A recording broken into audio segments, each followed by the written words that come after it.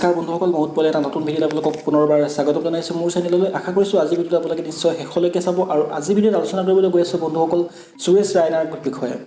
ভাৰতীয় ক্ৰিকেটৰ এজন অতিকৈ পৰিচিত নাম আছিল সুৰেশ ৰাইনা। আৰু মহেন্দ্ৰ সিং ধোনীয়ে অৱসৰ ঘোষণা কৰাৰ পিছতে সুৰেশ ৰাইনা ভাৰতীয় ক্ৰিকেট দলৰ এজন বাওঁহতীয়া অতিকৈ বিস্ফোৰক বেটছমেন বুলি ক'ব পাৰি হোৱাইট বল ক্ৰিকেটত বিশেষকৈ। আৰু তেওঁ অৱসৰ ঘোষণা কৰে মাত্ৰ 33 বছৰ বয়সতে।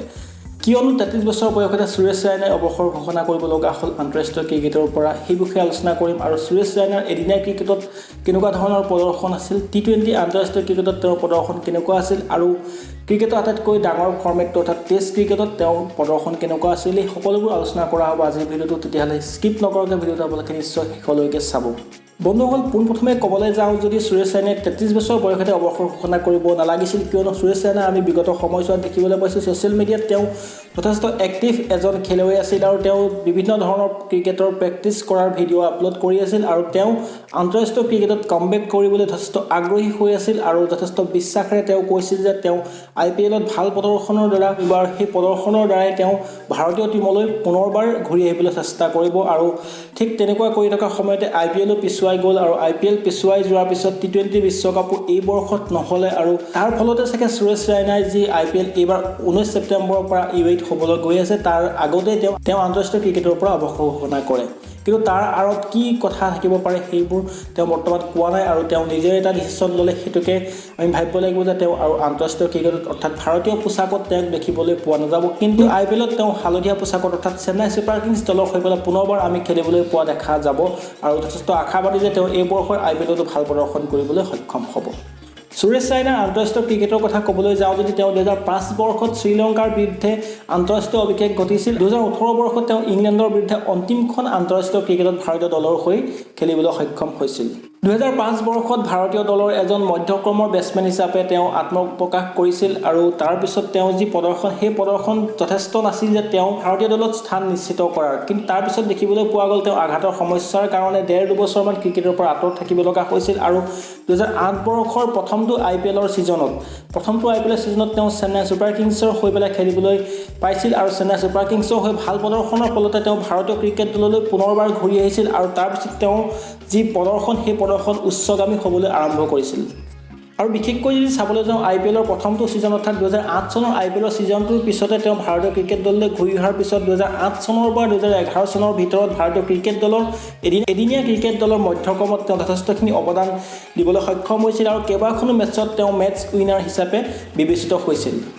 তাৰ এটা ডাঙৰ উদাহৰণ হিচাপে যদি চাবলৈ যাওঁ আমি সুৰেশ ৰাইনাৰ 2011 চনৰ বিশ্বকাপত সুৰেশ ৰাইনাই যথেষ্ট দুটা ইনিংছ ভাল খেলিবলৈ সক্ষম হৈছিল। কোৱাৰ্টাৰ ফাইনেলত অষ্ট্ৰেলিয়াৰ বিৰুদ্ধে তেওঁ 34 ৰানৰ এটা অভিজিত ইনিংছ খেলি পেলাই ভাৰতীয় দলটোক জয়ী কৰাবলৈ সক্ষম হৈছিল। আৰু ছেমিফাইনেলত পাকিস্তানৰ বিৰুদ্ধে তেওঁ অভিজিত 36 ৰান কৰিবলৈ সক্ষম হৈছিল। আৰু তেওঁ দেখুৱাবলৈ সক্ষম হৈছিল যে দৃঢ়তাৰে খেলিও তেওঁ ভাৰতীয় দলক এটা সুন্দৰ ৰানলৈ লৈ যাবলৈ সক্ষম হৈছিল। ইয়াৰ পিছত যদি সুৰেশ ৰাইনা আমি এদিনীয়া ক্ৰিকেট জীৱনটোলৈ চাবলৈ যাওঁ, তেওঁ ভাৰতীয় দলৰ হৈ পেলাই 226খন এদিনীয়া মেচত অৱতীৰ্ণ হৈছিল।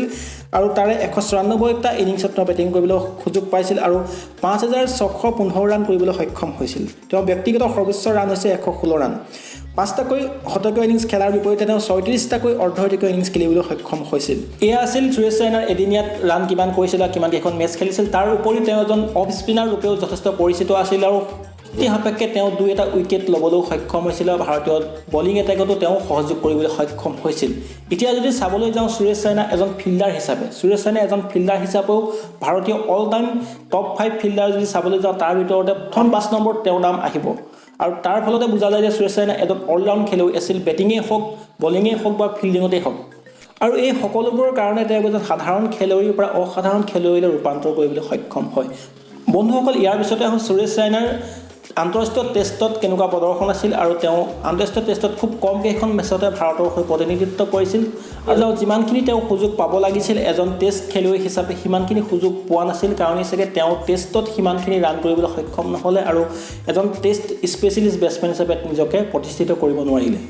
এদিনীয়া ক্ৰিকেটত এজন সুদক্ষ মধ্যক্ৰমৰ বেটছমেন হিচাপে নিজকে প্ৰতিষ্ঠিত কৰাৰ পিছত তেওঁ ভাৰতীয় টেষ্ট দললৈ নিমন্ত্ৰণ পাইছিল। আৰু প্ৰথমখন টেষ্টতে তেওঁৰ জীৱনৰ প্ৰথমখন টেষ্টত শ্ৰীলংকাৰ বিৰুদ্ধে তেওঁ শতকীয় ইনিংছ খেলি পেলাই এটা যথেষ্ট চৰ্চালৈ গুচি আহিছিল যে প্ৰথম ডেবিউ টেষ্টতে তেওঁ শতক কৰিবলৈ সক্ষম হৈছিল বাওঁহতীয়া বেটছমেনগৰাকীয়ে। তাৰপিছত কিন্তু তেওঁৰ প্ৰদৰ্শন সিমান এটা টেষ্ট মেচত ভাল দেখিবলৈ পোৱা নগৈছিল। বিশেষ টেষ্ট মেচত বিশেষকৈ ছুইং বেটিঙৰ ওচৰত তেওঁ ভাল বেটিং কৰিব পৰা নাছিল কাৰণে চাগে টেষ্ট মেচত তেওঁৰ প্ৰদৰ্শন যথেষ্ট ভাল হোৱা নাছিল আৰু একমাত্ৰ শতকটো টেষ্টত কৰিবলৈ সক্ষম হৈছিল তেওঁৰ প্ৰথমখন টেষ্টতো শ্ৰীলংকাৰ বিৰুদ্ধে। সুৰেশ ৰাইনাই ভাৰতীয় দলৰ হৈ পেলাই 18খন টেষ্টত অৱতীৰ্ণ হৈছিল আৰু 31টাকৈ ইনিংছত তেওঁ বেটিং কৰিবলৈ সুযোগ পাইছিল আৰু 768 ৰান কৰিবলৈ সক্ষম হৈছিল। তেওঁৰ জীৱনত 8টাকৈ অৰ্ধশতকীয় ইনিংছ খেলিবলৈ সক্ষম হৈছিল আৰু এটাহে শতকীয় ইনিংছ খেলিবলৈ সক্ষম হৈছিল। সুৰেশ ৰাইনাই নিজৰ ক্ৰিকেট জীৱনত বহুতো ৰেকৰ্ডছ নিজৰ নামত কৰিবলৈ সক্ষম হৈছিল। তাৰ ভিতৰত বিশেষকৈ নাম ল'ব লাগিব প্ৰধানকৈ তেওঁ যি 3টা ফৰ্মেটত ক্ৰিকেটৰ এদিনীয়া ক্ৰিকেটতে হওক, টি20 আন্তঃৰাষ্ট্ৰীয় ক্ৰিকেটতে হওক আৰু টেষ্ট ক্ৰিকেটতে হওক 3টা ফৰ্মেটতে তেওঁ শতকীয় ইনিংছ খেলিবলৈ সক্ষম হোৱা প্ৰথমগৰাকী ভাৰতীয় বেটছমেন হৈছিল। তাৰ পিছলৈ KL ৰাহুল আৰু ৰোহিত শৰ্মাই সেই কৃতিত্ব অৰ্জন কৰিবলৈ সক্ষম হ'ল, কিন্তু বিৰাট কোহলীয়ে বৰ্তমানো টি20 আন্তঃৰাষ্ট্ৰীয় ক্ৰিকেটত তেওঁ শতকীয় ইনিংছ খেলিবলৈ সক্ষম হোৱা নাই আৰু টেষ্ট আৰু এদিনীয়াত 2টা ফৰ্মেটতে তেওঁ শতক কৰিবলৈ সক্ষম হৈছে। এই সকলোবোৰৰ পিছত যদি তেওঁ টি20 আন্তঃৰাষ্ট্ৰীয় কেৰিয়াৰৰ কথা চাবলৈ যাওঁ, 78খন টি20 আন্তঃৰাষ্ট্ৰীয় ক্ৰিকেটত ভাৰত দলৰ হৈ পেলাই খেলিছিল সুৰেশ ৰাইনাই আৰু 66টা ইনিংছত তেওঁ 1604 ৰান কৰিবলৈ সক্ষম হৈছিল। 5টাকৈ অৰ্ধশতকৰ লগতে এটাকৈ শতক কৰিবলৈ সক্ষম হৈছিল টি20 আন্তঃৰাষ্ট্ৰীয় ক্ৰিকেট জীৱনত সুৰেশ ৰাইনাই। বন্ধুসকল, সুৰেশ ৰাইনা যদি হোৱাইট বল ক্ৰিকেটত তেওঁ বেটিঙৰ জীৱনটো চাবলৈ যাওঁ, তেওঁ এজন মধ্যক্ৰমৰ বেটছমেন ৰূপে ভাৰতীয় দলত স্থান নিশ্চিত কৰিবলৈ সক্ষম হৈছিল যদিও তেওঁ এটা নিজা স্থায়ী স্থান নাছিল। কিন্তু যদি তেওঁ 3 নম্বৰ 4 নম্বৰ স্থানত বেটিং কৰিবলৈ আহিলেহেঁতেন আৰু যথেষ্টখিনি ৰান কৰিবলৈ সক্ষম হ'লহেঁতেন ভাৰতীয় দলৰ হৈ পেলাই। তাৰপিছতে বন্ধুসকল 2015-16 চনত আঘাতৰ সমস্যাৰ কাৰণে সুৰেশ ৰাইনা দলৰ পৰা বাহিৰত যাব লগা হৈছিল আৰু তেওঁ যথেষ্ট নিম্ন এটা ফৰ্ম দেখুৱাবলৈ সক্ষম হৈছিল, ৰানো কৰিব পৰা নাছিল কাৰণে দলৰ পৰা বাহিৰ হৈছিল আৰু তাৰপিছত তেওঁ কমবেক কৰিছিল যদিও 3খন খেলে মাত্ৰ ভাৰতৰ হৈ খেলিবলৈ পাইছিল। তাৰপিছত পুনৰবাৰ তেওঁ ভাৰতীয় দলৰ পৰা বাহিৰ হ'বলগীয়া হৈছিল। এইখিনি আছিল সুৰেশ ৰাইনাৰ সৰুকৈ মই এটা থুলমূলকৈ আপোনালোকক বুজাবলৈ চেষ্টা কৰিলোঁ ক্ৰিকেটৰ জীৱনৰ কথা। তেন্তে বন্ধুসকল, সুৰেশ ৰাইনাৰ দৰে এজন অভিজ্ঞ বাওঁহতীয়া বেটছমেন আৰু আমি ভাৰতীয় পোচাকত দেখিবলৈ নাপাম ভৱিষ্যতে। আৰু শেষত মই এটা কথাই ক'ম, সুমধুৰ স্মৃতিবোৰ দিয়াৰ কাৰণে সুৰেশ ৰাইনাক ধন্যবাদ জ্ঞাপন কৰিছোঁ মনৰ পৰা আৰু তেওঁৰ যি আগন্তুক জীৱন আছে সেই আগন্তুক জীৱনত তেওঁ সফল হওক। আৰু বন্ধুসকল, ভিডিঅ'টোত ইমানখিনি আছে, যদি ভাল পালে লাইক কৰিব, বন্ধুবৰ্গৰ মাজত বিশেষকৈ অসমীয়া ক্ৰিকেট বন্ধুসকলৰ ওচৰত শ্বেয়াৰ কৰিব ভিডিঅ'টো, যাতে মোৰ চেনেলটো আগবাঢ়ি যোৱাত সহায় হয়। তেনে নতুন এটা ভিডিঅ'ত লগ কৰা পঞ্চায়তে বৰ্তমান ভিডিঅ'ত ধন্যবাদ।